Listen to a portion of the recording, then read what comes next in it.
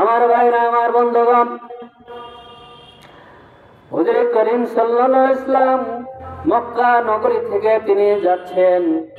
তাকে যখন কাফের বিদয়ীন মক্কা থেকে তাকে হিজরত করতে বাধ্য করালেন, আল্লাহর আদেশে তিনি মক্কা জমিন থেকে হিজরত করে মদিনার পথে চলে যাচ্ছেন। মদিনার পথে যাওয়ার পথে দেখা গেল যখন যিনি চলে যাচ্ছেন, হঠাৎ করে একজন বুরায়দা আসলামী নামক এক কাফের নবীকে ঘিরে ধরলেন, তাকে জমিন থেকে হত্যা করবেন। জোরে বলেন নাউযুবিল্লাহ। নবী করিম সাল্লাল্লাহু আলাইহি সাল্লাম তখন বুরায়দা আসলাম এইবার কাছে এগিয়ে আসলেন। সন্ধ্যা ঘনিয়ে এসেছে। সন্ধ্যা যখন হয়েছে, সূর্যটা ডুবে চলেছে, নবী আমার রাস্তা দিয়ে যাচ্ছেন, তার সাথে আবু বকরকে নিয়ে যাচ্ছেন। জোরে বলেন সুবহানাল্লাহ। নবী করিম সাল্লাল্লাহু আলাইহি সাল্লাম যখন যাচ্ছেন, বুরায়দা আসলামী ঘোড়ার উপর থেকে নামলেন। কোন কোন রেওয়াতে আছে উটের উপর থেকে নামলেন। নবীর কাছে আস্তে আস্তে আসতেছেন, আগায়া আসতেছেন। সোনার নবীজি সোনার জবান দিয়ে বলতেছেন, কে গো যাও, ও গো পথচারী, কে গো তুমি, কে গো তুমি, কে গো তুমি। বুরায়দা আসলাম বলেন, আমি তো জমিনে এমন সুন্দর মানুষটি আর দ্বিতীয়টি দেখি নাই। এমন করে আমার সাথে কথা বলছেন। রাত ঘনীভূত হয়ে গেল। আমি রাত্রের অন্ধকারে একবার চন্দ্রের দিকে তাকালাম, আর ওই মানুষটির দিকে তাকালাম, দেখতে পাইলাম মানুষটির মুখটা সোনা মাখা। চন্দ্রের চেয়েও মানুষটির মুখটা আরো উজ্জ্বল। করে বলে আল্লাহু আকবার। এমন উজ্জ্বল মুখ আমি আর দেখি নাই। আমাকে সুন্দর করে ডাকলো, তুমি কি বুরায়দা? আমি বললাম, হ্যাঁ হ্যাঁ হ্যাঁ, আমি বুরায়দা আসলাম। ও গো বুরায়দা, তুমি কেন এসেছো? বুরায়দা আর কোনো কথা বলতে পারে না। তার সাথে আরো 70 জন কাফের ছিল, তারাও কোনো কথা বলতে পারে না। নবী করিম সাল্লাল্লাহু আলাইহি ওয়াসাল্লামকে জড়িয়ে ধরলেন আর বললেন, আমি আকাশের চন্দ্রের দিকে তাকাচ্ছি আর একবার আপনার মুখের দিকে তাকিয়ে দেখছি। নবী গো, আপনার মুখের সৌন্দর্য আরো বেশি বেশি। আপনার মুখের সৌন্দর্য চাঁদের চেয়েও বেশি সুন্দর। বলেন, জোরে বলেন আল্লাহু আকবার। আমার ভাইরা আমার, এরপরে বুরায়দা বলেন, ওগো নবী, আমি ভুল বুঝতে পেরেছি, আমাকে পড়ে দিন লা ইলাহা ইল্লাল্লাহু মুহাম্মাদুর রাসূলুল্লাহ সাল্লাল্লাহু আলাইহি ওয়াসাল্লাম। সুতরাং নবী প্রেম থাকতে হবে। যারা আশিকে রাসূল, তাদেরকে নবী প্রেম থাকা লাগবে। আর আমাদের যারা ভালো ভালো মানুষ, এগুলো অবশ্যই নবী প্রেমী। আমরা নবী প্রেমীদের কাছে বলবো, আমাদের এই দেশে ইসলাম প্রচার কেমন হয়েছিল। ফুরফুরা শরীফের হুজুররা যখন এসেছিলেন, আমাদের মনে আছে, পুষ্পরা কামিল মাদ্রাসা, শিবপুর তহা সিনিয়র মাদ্রাসা, আদল মাদ্রাসা, সব জায়গায় আমাদের ফুরফুরের হুজুররা এসেছিলেন। ছোটবেলা আমরা দেখেছি, আমাদের আব্বাদের সাথে দেখেছি। সুতরাং তারাই তো এই দেশে ইসলাম প্রচার করেছে। কথা ঠিক কিনা ঠিক? আমার ভাইরা আমার, সুতরাং আল্লাহ রাব্বুল আলামিন বলেন, পৃথিবীর মানুষ তোমরা আল্লাহওয়ালাদের সাথে বসবে যারা ঈমানদার। আল্লাহ রসুলকে যারা পাগল আল্লাহ রসুলের যারা পাগল হয়ে যায়, যারা নামাজি, যারা যাকাত দেয়, তারাই তো আমি আল্লাহর ওলি, আল্লাহর বন্ধু।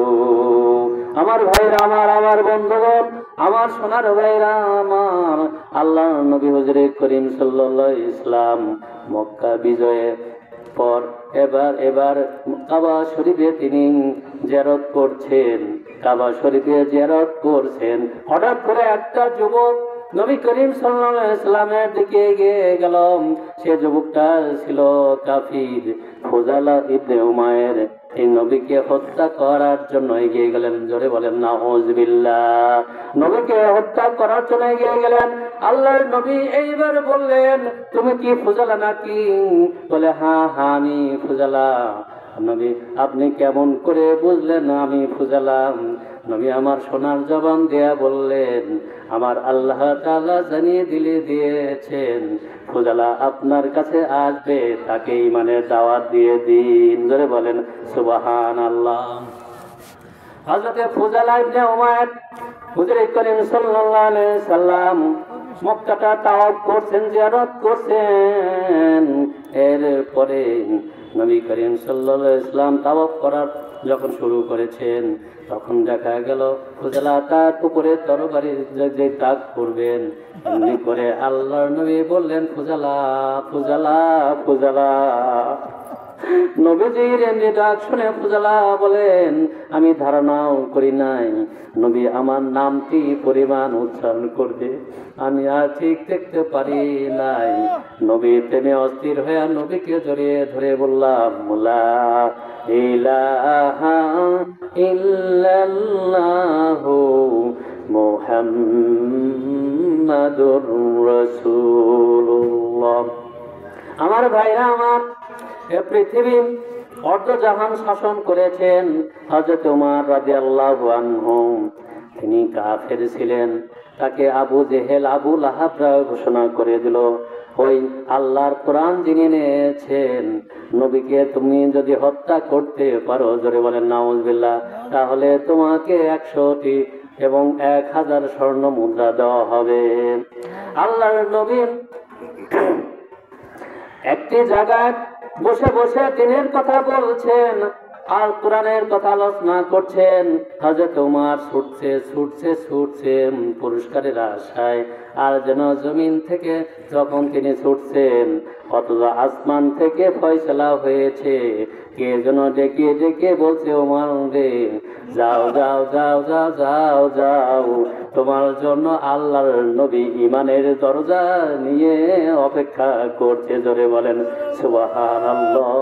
ভাইরা আমার, বন্ধুগণ, হযরত ওমর রাস্তা দিয়ে যায়। এইবার নঈম ইবনে আব্দুল্লাহ বলে, ওমর তুমি তরবারি হাতে নিয়ে কোথায় যাও? দেখো তোমার ঘরে তো ইসলাম ঢুকে পড়েছে। আর তোমার তার ঘরে গেলেন, দেখা গেল তার বোন সুন্দর করে কোরআনুল কারীম পড়ছে, তার বোন জামাই কোরআন কারীম পড়ছে। হযরত ওমর বললেন, তোমরা কি করছো? এগুলো পড়তে হলে তোমাকে গোসল করতে হবে, পাক পবিত্র হতে হবে।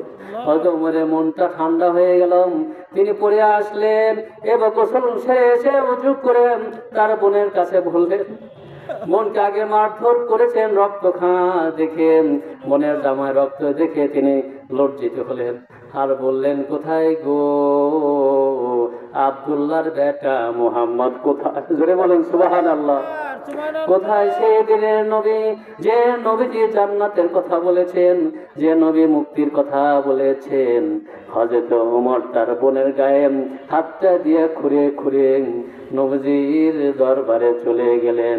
আমার দয়ার নবী রে, আমার প্রাণের নবী রে, তোমার জন্য মোরা পাগল, যে কথা ঠিক কিনা? আমার ভাইরা আমার, নবীজির কাছে হযরত ওমর যাচ্ছেন আর নবীজি বলতেছেন, আবু বকর আলী তারা নবীজির কাছে রয়েছেন। আবু বকর আলী বলেন, আল্লাহর নবী ওই যে আসছে আপনার দুশমন। নবী আমার সোনার জবান দিয়ে বলেন, না না, গত রাত্রে আমি আল্লাহর কাছে দোয়া করেছি, আল্লাহ ওমরকে তুমি ইসলামের মধ্যে দাখিল করে দাও। আমার আল্লাহ ইসলামের জন্য ওমরকে দাখিল করেছেন।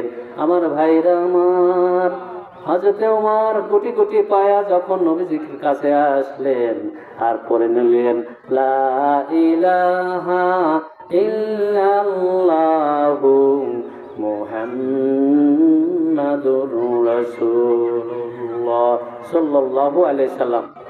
আযান পড়েছে না?